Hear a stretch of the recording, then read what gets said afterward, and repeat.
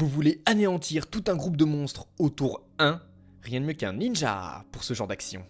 Ce build a deux variantes très proches, une pour le farm et une pour les vrais combats de guerriers.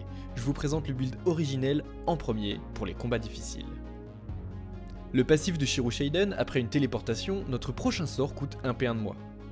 On se base sur Alignement Shaiden qui inflige 5% de notre vie max à chaque téléportation, à prendre au niveau 15, et Archer Shaiden à prendre au niveau 30. Vous connaissez les sorts archers? Ceux-ci permettent de se téléporter sur la case du bord du terrain la plus proche. Ici, nous n'avons que deux choix. Avec Super Archer, c'est n'importe quelle case du bord du terrain alignée à votre héros.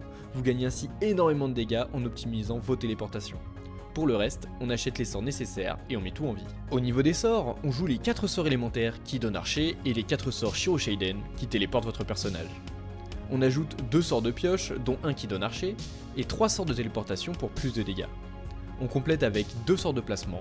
Le premier, pointirisé, est indispensable, vous pouvez la lancer sur votre héros pour foncer dans le tas ou sur une créature pour la replacer.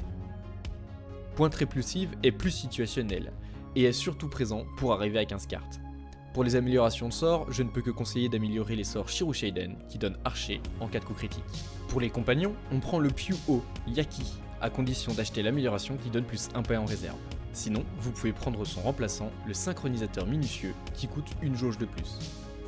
On prend l'indispensable champion croulant, qui nous offre une pioche et une téléportation, Gruffon pour la pioche, et enfin la recrue indomptée pour piocher un puissant sort, l'aller-retour Shaiden, qui téléporte 2 fois et donc réduit de 2 PA le coût de notre prochain sort, et inflige 2 fois des dégâts. Pour les améliorations, je vous conseille bien entendu le Pyu-O, mais aussi les auras de la recrue, ce qui permet d'infliger pas mal de dégâts avec elle pour réussir plus facilement les challenges qui demandent un compagnon. Le brassard, sans surprise, c'est le Papy Brassard, avec son sort de téléportation. Une fois amélioré, celui-ci ne coûte que 1, donc gratuit avec le passif Shiro Shaiden, et permet de se téléporter à 2 cases.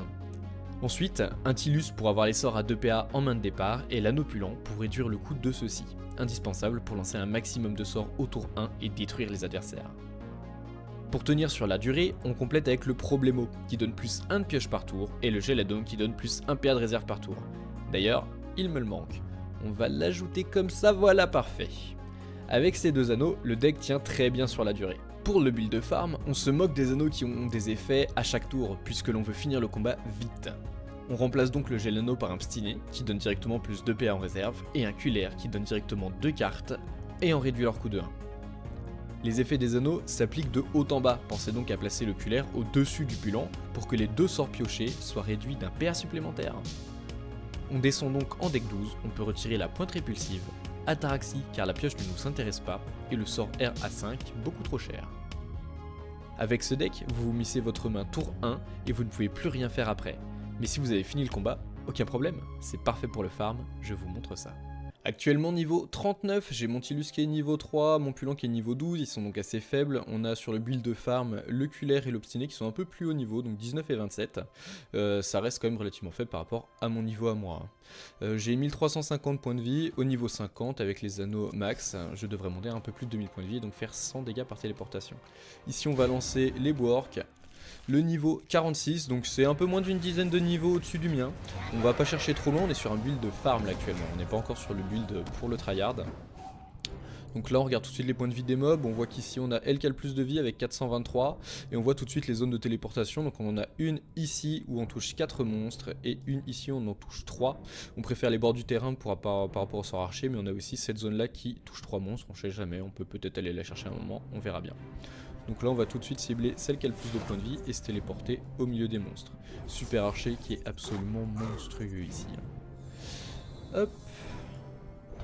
Voilà, donc là déjà on est placé, c'est parfait. On va pouvoir commencer à s'amuser. Quel des deux? Les deux sont bien. On va commencer par lui. Donc en crit là je peux choper des sorts super archer, ce qui peut être vraiment cool.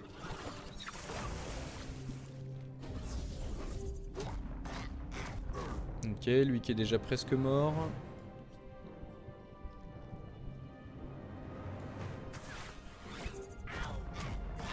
Là typiquement cette zone me fait toujours 3. Est-ce que c'est la mieux? Je sais pas, on va utiliser ça. Peut-être pas la mieux parce qu'ensuite j'ai que des zones à 2. On va attaquer lui, histoire de réduire encore plus et de profiter d'une zone à 3 tout de suite. Lui il reste 7, lui il reste 74, lui il reste 68. Bon, on va attaquer ici. Hop, et on va fumer lui avec ça. Hop. Et du coup voilà. Tour 1, il ne reste qu'un mob qui a perdu le 3/4 de sa vie et on est sur un combat qui a une dizaine de niveaux de plus que moi. Hein. Alors oui, elle peut me téléporter en ligne avec elle, ce qui peut me permettre de la fumer. Ça peut être très drôle, hein, régulièrement. Et donc voilà, on termine le combat ensuite avec les quelques sorts qui nous restent. Hop. Et voilà le travail. Ça fait même le challenge, j'ai eu de la chance. Ne pas invoquer de compagnon, c'est un challenge qui est très facile avec ça. Hop, cool, 8 anneaux plus lents. Et on va maintenant du coup lancer le combat plus difficile avec le vrai deck cette fois-ci, donc en deck 15 où on remplace l'anneau qui fait piocher 2 cartes au début par le problémo qui nous fait piocher un sort supplémentaire par tour. Et on aimerait bien mettre le gel anneau à la place du psyné, mais le gel anneau je ne l'ai pas. Donc ça sera 2 points d'action au début du combat dans la réserve au lieu du gel anneau qui nous donne un point d'action par tour. Hop, donc là on va aller chercher des works un peu plus haut, on va directement aller chercher le niveau 64, je l'ai pas encore fait. Mais je vous avoue que je ne suis pas inquiet. Donc là actuellement niveau 39, il a quasiment 2 fois mon niveau. Les monstres en 105 points de vie, vous allez voir c'est rigolo, j'ai toujours un placement là qui est assez agréable. Lui qui se déplace de 4 ou lui qui est un peu embêtant. Lui qui est un peu embêtant à tirer à distance et à retirer des PM, on va l'enlever tout de suite. Enfin tout de suite. Pas tout de suite, on va se calmer mais... Hop, on va aller chercher la pioche avec ataraxie relativement tôt. Hein, voilà.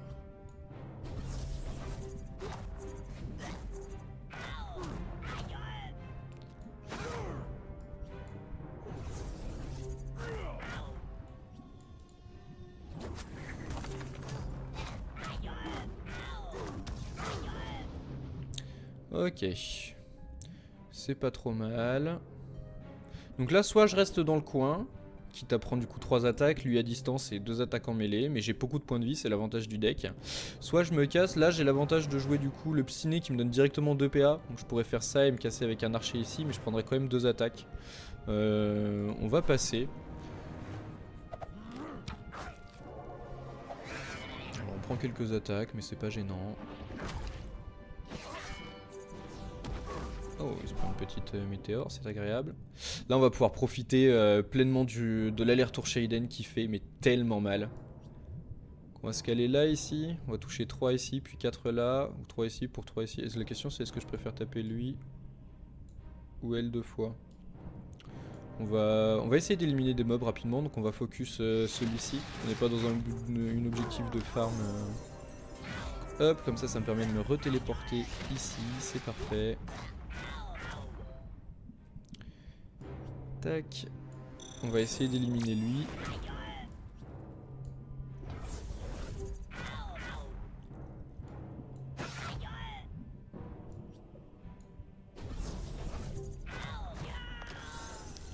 Et on commence à être plutôt en sécurité.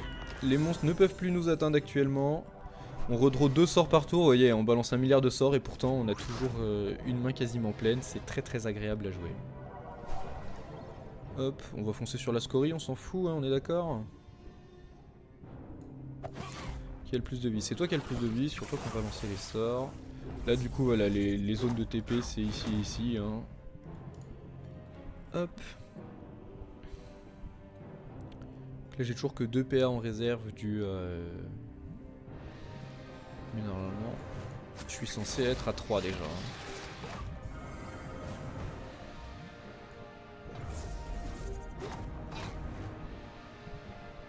Ok, on n'est pas trop mal. On va envoyer Gruffon tranquillement qui va tenter une attaque et nous permettre de redraw quelques sorts. On a de nouveau une main pleine, c'est totalement indécent. Je suis en train de draw mes sorts Shirou Shayden qui sont particulièrement puissants. Alors elle va me faire téléporter. Ouais, elle me fait téléporter là, elle tue son pote. Toujours très drôle ça. Hop, parfait, donc la petite zone sympathique ici. On peut enchaîner avec un shuriken nébuleux qui va sans doute terminer le combat, ouais c'est ça. Ah non j'ai pas le GM donc j'ai pas suffisamment de PA, bon c'est pas grave, ça termine aussi. Donc voilà. Je l'ai joué un peu bourrin sur la fin où je me suis laissé taper par les mobs, mais avec les sorts archers il est très facile de se téléporter et d'éviter totalement les dégâts que vous pouvez subir. C'est un deck difficile à jouer. Le temps est notre ennemi et la fin des tours est parfois précipitée. Mais le deck est très plaisant à jouer. Notez que les deux decks sont disponibles sur WavenDB, le lien de ma page est dans la description. Je m'attends à un nerf du passif prochainement, il est beaucoup trop fort. Si j'ai mon mot à dire, j'aimerais qu'il nerf en gardant les 5% des PV max, mais en infligeant les dégâts qu'aux premières cibles de chaque ligne, afin de garder sa puissance en mono-cible qui est limitée, mais réduisant sa surpuissance en zone. A très bientôt dans le monde des 12.